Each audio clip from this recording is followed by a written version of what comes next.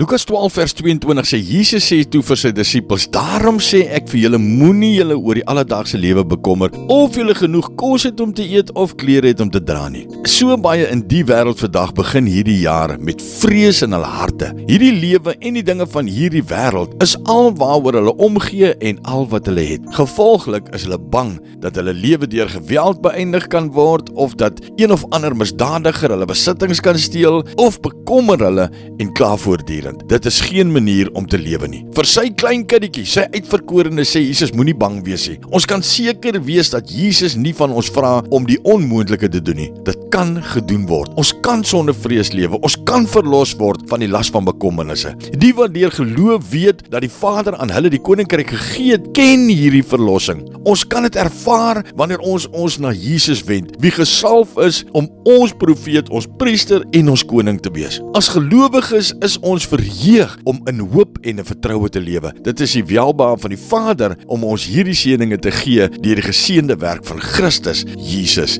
sy seun. In jou uur van stryd, in jou oomblik van versoeking, moenie deur bekommernisse geraak word nie, want ons Heiland sê vir ons, moenie bang wees nie, klein kindertjie. Aba Vader, dankie vir u kosbare bemoediging weer vandag, waar u ons versoek om nie bang te wees. Here, help my om vreesloos te lewe in 2026. Dankie dat ek al my bekommernisse aan u kan oorgee. In Jesus se naam, amen.